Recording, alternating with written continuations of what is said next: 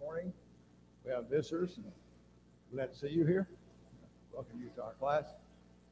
We are in 2 Samuel, in chapters 9 and 10 this morning. We are in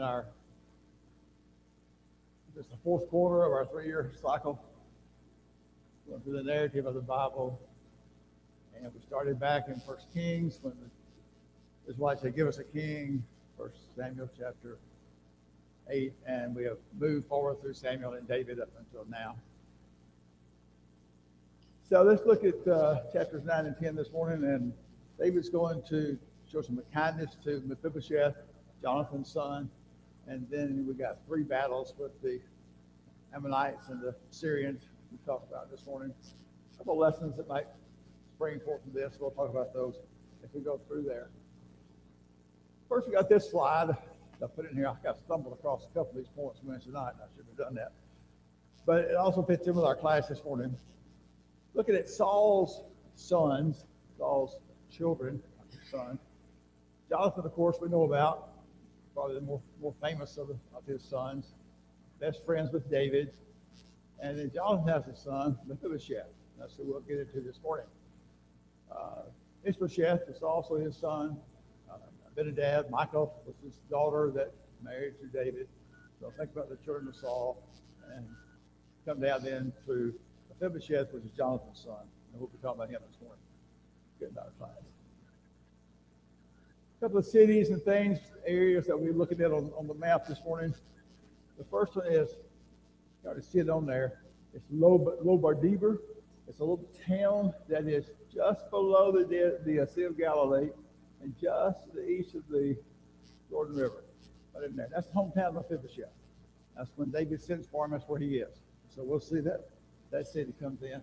And then these 3 here, Tob, Maacah, and Zobah, are Syrian-related countries that will come to the rescue of the Ammonites when they get into battle with David and Joab and his army. So keep those in the map. We'll look a little later on about that.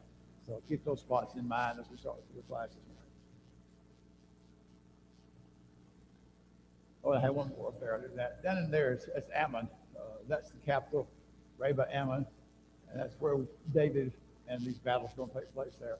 The Ammonites are down there. We'll get to that in a minute. All right, let's go back up a little bit and get a little running start here. Flip back in your Bibles to 2 Samuel chapter 5. And what are a couple of key events you see in chapter 5? Just look through there and see what jumps out at you on chapter 5. Most of you got little page dividers in there, or chapter dividers. What's in chapter 5?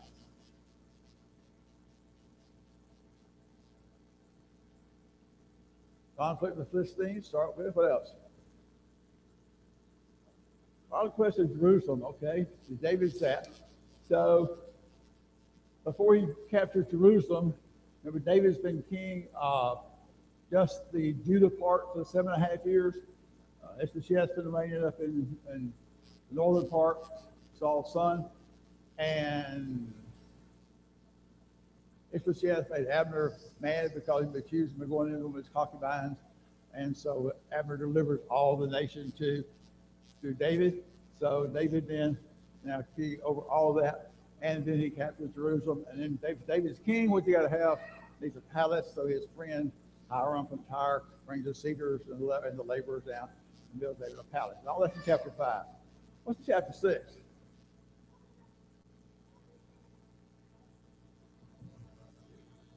What? Yeah, where the ark of Jerusalem, okay? At the time that it failed, they go back and then consult God about the proper way to do it. So he goes back again and brings it in. Now the ark's in Jerusalem. But David's captured Jerusalem. He's king over all of Judah and Israel combined. He got a palace built by Hiram, and the ark's there now, so things are going pretty well. So come to chapter 7, what we have.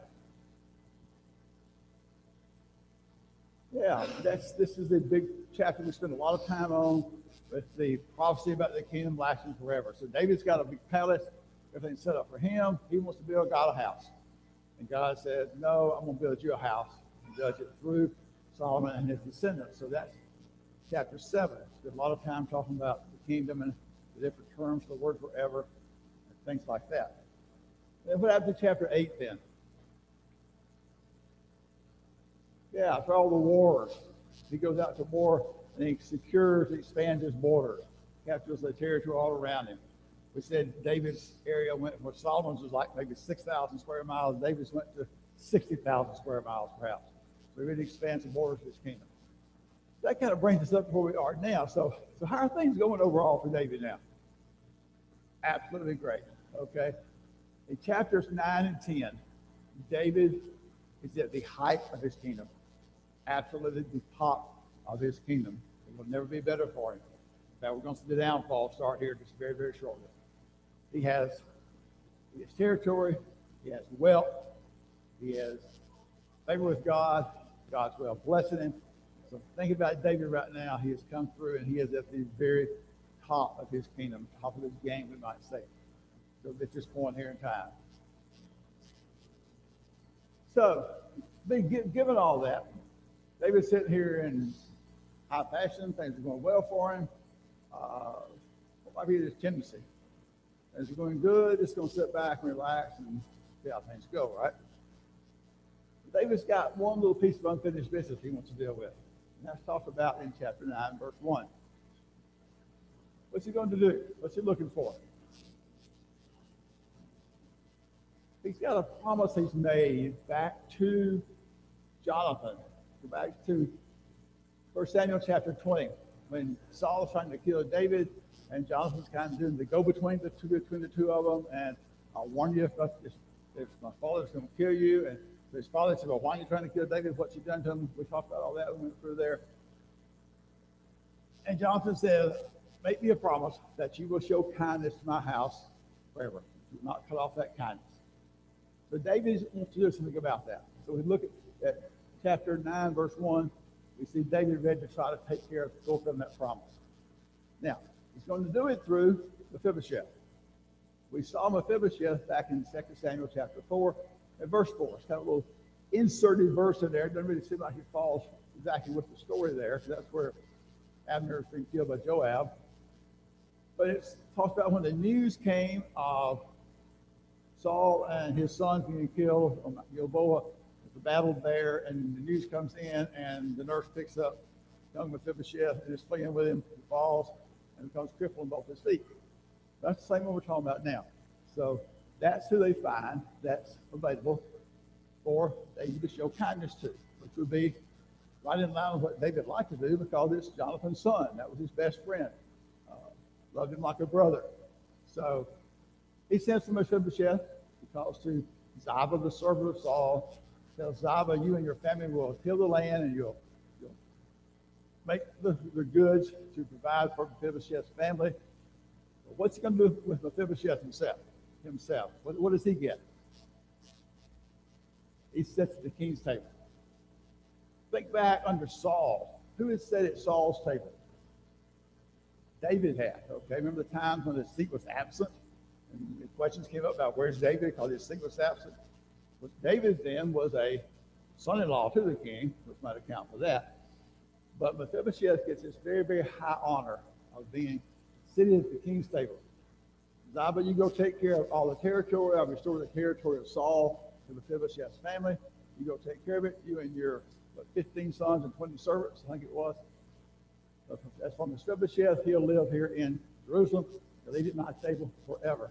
So that was an extremely high honor that he gave to Mephibosheth here, who was his best friend Jonathan's son. And he's fulfilling that promise he made back in 1 Samuel chapter 20. So that's kind of what chapter 9 is about. It's David's promise to Jonathan being fulfilled through his kindness to Mephibosheth. I got something to add to that before we go into chapter 10 and we'll talk about it. All right, chapter 10, David is going to get into some battles. David and his armies, Joab is the captain, and Ammon's the main one, and then they call in the ones from Aram or the Syrians, really. We're going to talk about them more than being the Syrians, because look, New King James or the English Standard, they refer to it as Syria. So we'll show the territory on the map here in a minute. You'll see why it is. It's the same territory there. But David's going to fight them in battle. series of 3 different battles that looks here. So as we get into it, start off, Nahash, who was the king of Ammon, for the Ammonites.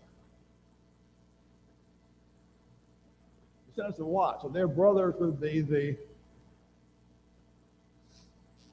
brother to the Moabites, okay, the Moabites. So Ammonites, Moabites, brothers, and then they're descendants of Lot, which is Abraham's nephews. You got the Israelites here.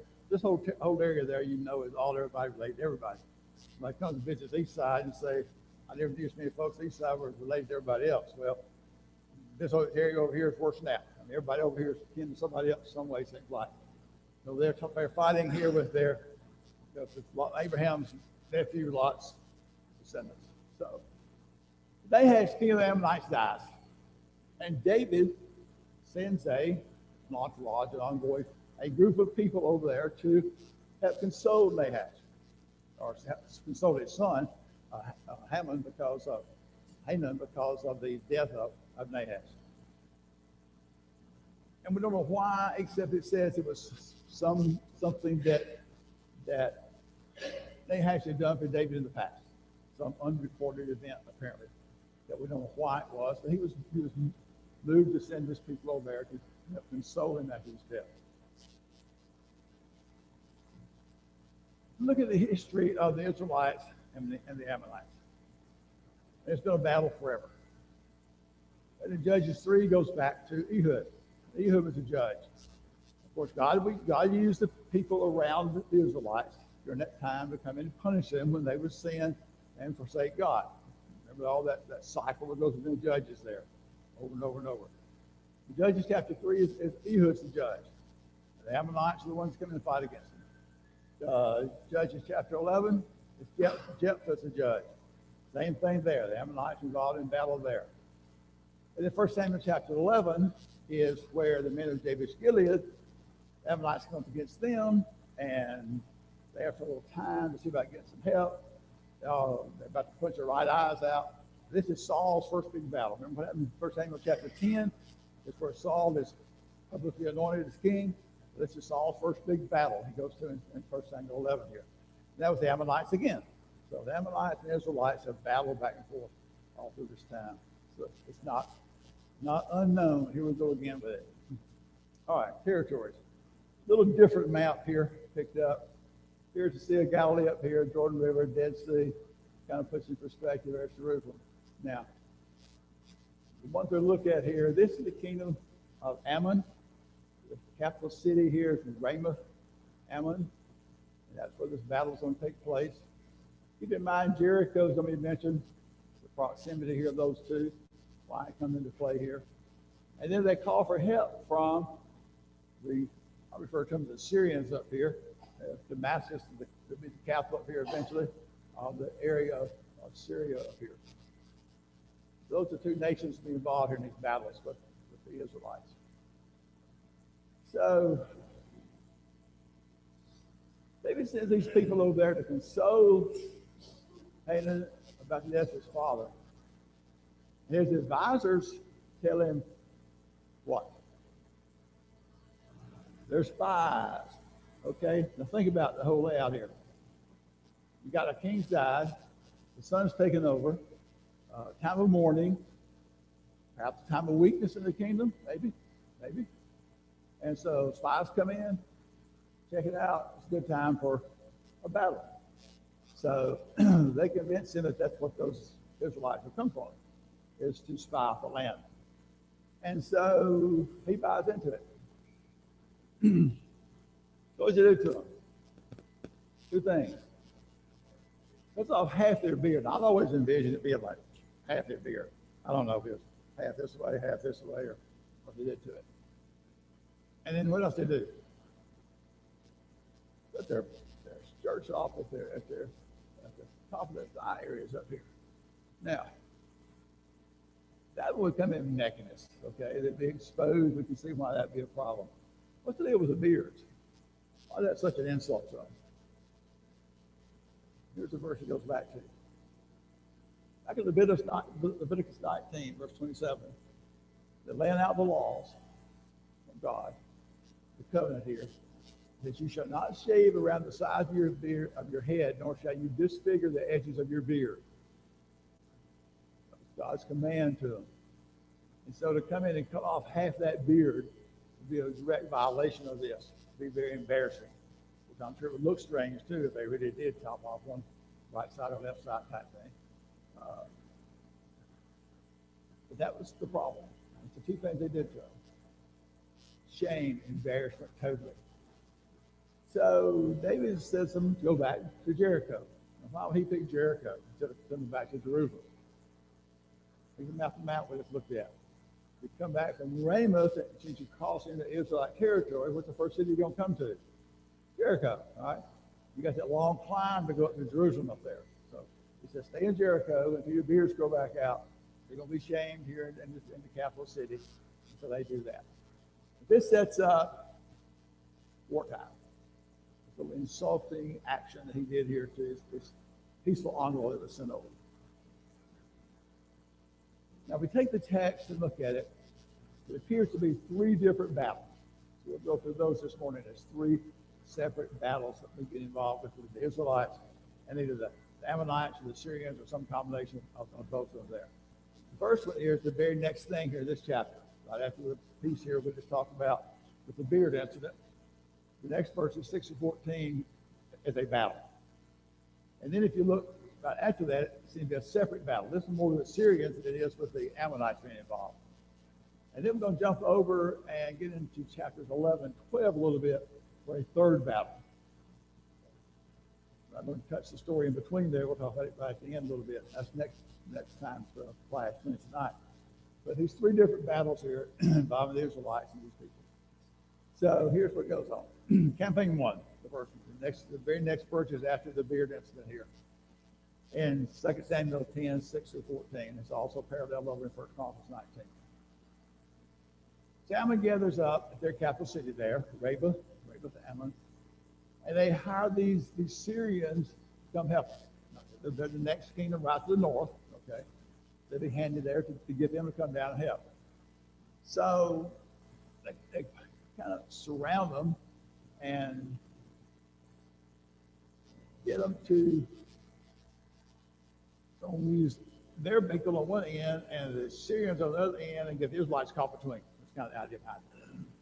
So Joab and Abishai, his brother, are going to split the army up. One fight one and fight the other. There's a verse here I want to look at in this. When Joab is talking to Abishai about the arranging for this battle. Don't you think about this first? And here's the comments about it. He tells them in verse 10, 2 Samuel, verse 12, 2 Samuel chapter 10. Joab talking to Abishai, after you split them up, so I'm going to take the mighty men, I'm going to go fight the Syrians, you take the rest of the army, and you go face the Ammonites. He says, be of good courage, and let us be strong for our people, for the cities of our God, and may the Lord do what is good in his sight. Think about that for a second. Okay. Be of good courage. Let us be strong for our people, the cities of our God, and may the Lord do what's right in his sight. I think there's a lesson there. What is it? What do you see in that verse? Somebody? Speak up. Sir? Faith in the Lord jumps out, okay?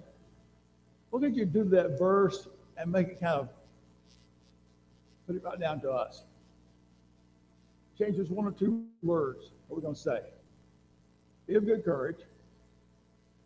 Let us be strong for our people, for our congregation, perhaps, and for the church of our God. I'm not trying to chop the verse up, but you get the idea here. And may the Lord do what's good in his sight. The Lord can increase, okay? If we will be strong, we'll have courage, faith, we'll get out and determine to go to battle. Be strong.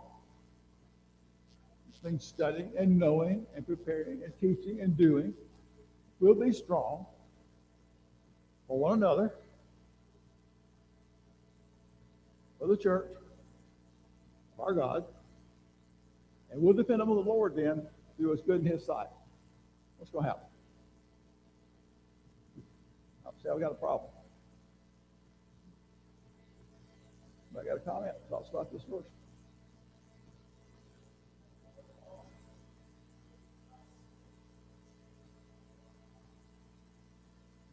We're not to be a fearful people. Not to be afraid. God's behind us. And we see that illustrated all through David's life here, depending on God. All these Psalms he wrote, we talked about over and over. A lot of times they'll start out with a fearful type thing, the first part of the Psalm. We had one last week. Psalm 60 started out fearful like, and it goes to the victorious part. So try to find him with David's thing here. This verse just kind of jumped out at me, Albert.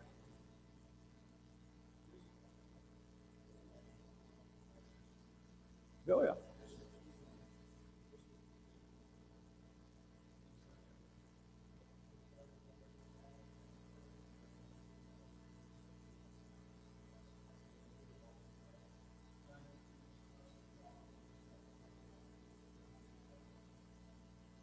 We get surrounded all the time with problems and issues and the sin in the world and everything that happens around about us. We just need to stop and say, look here, we got one another.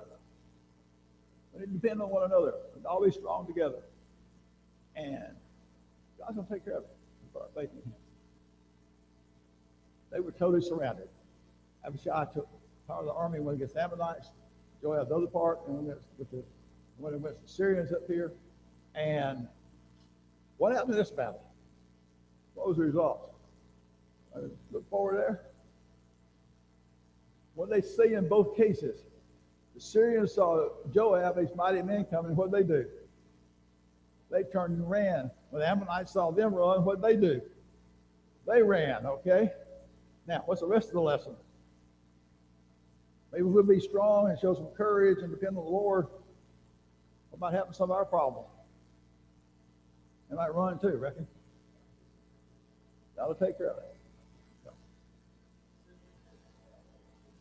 That's right. Resist the devil and he will flee.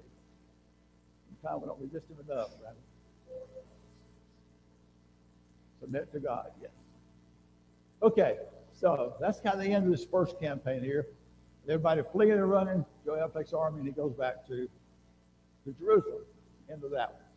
So we're going to the second thing. It's in the very next verses there. There seems to be a little divide here between it. And this one seems to be more with the Syrians now. The Ammonites called the Syrians to the first battle to come help. The Syrians had fled before Joab, this first little skirmish here. But this time, the Syrians, hey, said, I need some more help. So he reaches out to the Syrians, even across the Euphrates, and he gathers up these other people to come help him, and they pull together to go fight against Joab again, against the battle. We didn't like the first time come out. We're going to go back and get some more help. We're going to try it again. This time David seems to go out with him to battle, and I can't imagine the massacre. They killed 700 charioteers, drivers of chariots, and then 40,000 of these soldiers. I looked up the population of Athens last night, just out of curiosity. 24,000 in the 2010 census.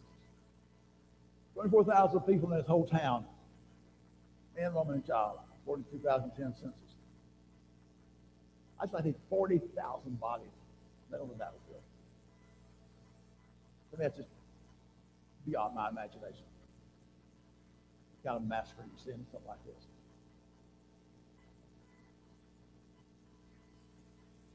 Just totally wipe them out.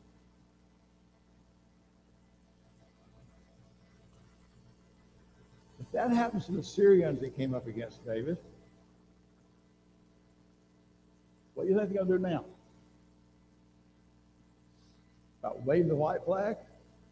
And let's make peace? This is what they did. It's time to make peace. So now the Syrians have made peace with David. Now, how long it's going to last? Things kind of turn over here, it seems like. But that was the second battle. So first one was the Ammonites, and the Syrians come to help. Everybody ran. Now the Syrians have got more help. They come in, they battle again. This time David's involved, and they kill 40,000 of them. Now the third skirmish we're going to look at here is not in 9 and 10, which is our main lesson for today, but look at the very first verse of chapter 11. The spring of the year. What's it time to do? Go out and fight. Now, stands to reason they wouldn't fight as much in the wintertime when it's cold, harder to move around, bad weather, etc., etc. So springtime, so we go out and have these wars. Now we're going to skip everything then from verse 1 all the way over to the last part of chapter 12. So this thing kind of winds up. And we'll get all that Wednesday night. We'll talk about that in just a minute. So if we go over the end of it then, we'll pick up the rest of the story. So David sends Joab out to besiege Rabbah, this capital city of Ammon. And if you jump over the last part of chapter 12 there, Joab comes in and he's got, we won't talk about what happened in between time, we'll get that later on. But Joab winds up with the whole city surrounded, besieged. So if Joab goes ahead and finishes up the battle, he's going to get credit for the win. Joab will. Being loyal to his king, David, what does Joab do? Sends back to David and says, David, everything's ready. Come over here now and take the city and take the credit for it. So David comes in to the battle. He'd go there, he would get credit for it. So David comes over to Ramah, across the Jordan, east side, and he's ready to capture it. So they do. They take the city. And they get great possessions, lots of possessions. David, we talked about this in the battles in the last chapter. All these wars he would go against, David would pick up all the silver and the gold and the bronze and bring it back in and dedicate it to the Lord. And that's what's going to be used as he's coming up here, get ready to build, Solomon to build his temple. All the stuff he gets here. And he gets the crown from the king. I'm not sure how much physical weight is in a talent of gold or how much dollar value in a talent of gold. There's no doubt it's very significant. Okay. And there was a precious stone in this crown also. So David takes this crown from the king of the Ammonites, who they've destroyed their city, and places it on his head, takes that back with him. And then the next verse says that you look at which version you got. The New King James says they took the people and put them to work with saws, axes, and other sharp instruments. I think the English Standard says the same thing. Uses the word to put them to work. On the slide here it says they executed them. I've got a note scribbled on the edge of my Bible that says, back I guess when Bob went through this with us years ago, that if you go back to the original word there, the indication is to kill, not to work. Okay. So the translation difference between whether they put them to work or whether they actually killed them. And it seems to be more likely from the readings that they actually executed the people there with these saws, axes, and other sharp instruments and killed them.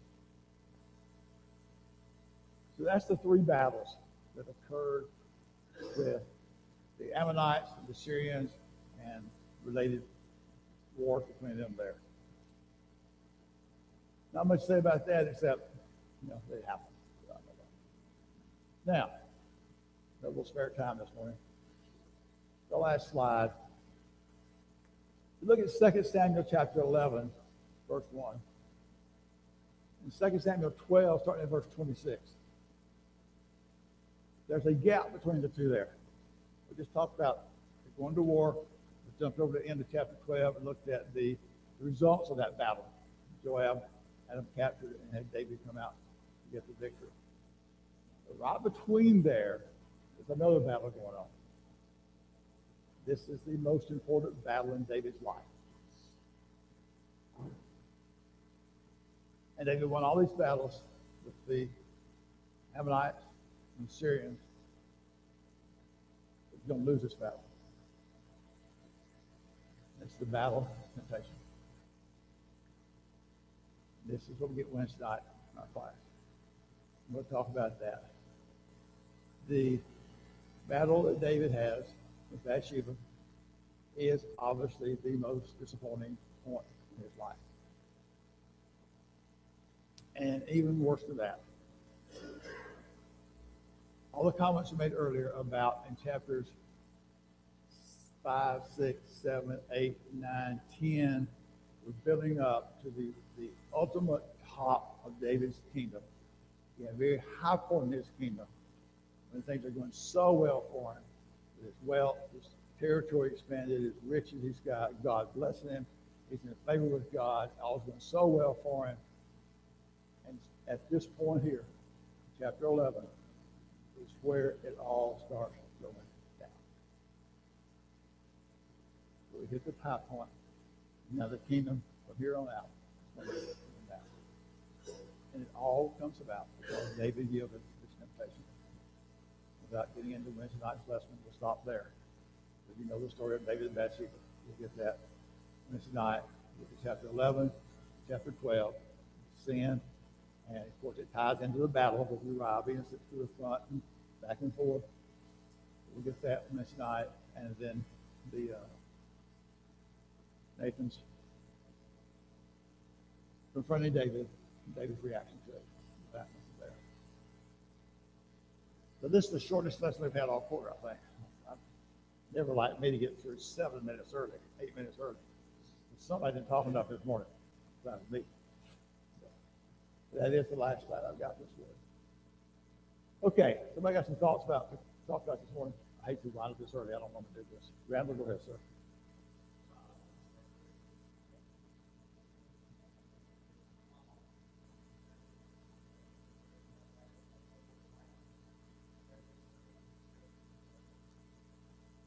Yeah, I've talked to different ones over the years. Got some preachers in some place you don't know off somewhere and ask them how things are going in the congregation, what's happening here. Says I've had more than one tell me, well, things are going really good, but we know Satan doesn't like it. That's kind of where we are right now, right over with David. David is doing so well because he's dependent on God. We talked about over and over in the class that one little phrase. What did he do? David inquired of the Lord.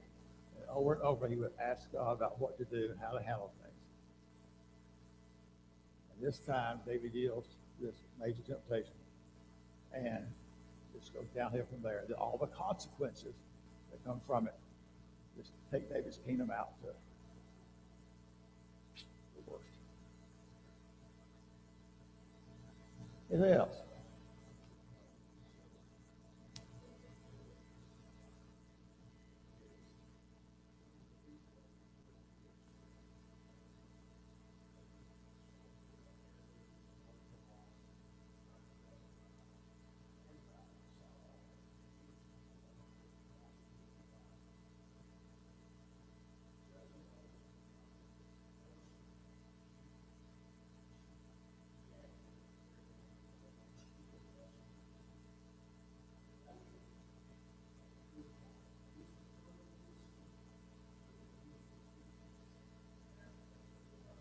David, even in his worst moment, is going to give us some very timely, is not the word for it, some very valuable lessons that we need to know about. What Albert's saying is, when David was confronted with his sin, what do you do about it? No excuses, don't make excuses, oh, but what, oh, but this, oh, but David admitted it and confessed his sin. We'll talk about that much tonight. Okay. He was, and even though he made a mistake, the good was still there. Yeah, and we'll try to talk about a lot about that Wednesday night. Okay, you got about 4 or 5 minutes extra this morning. Thank you very much.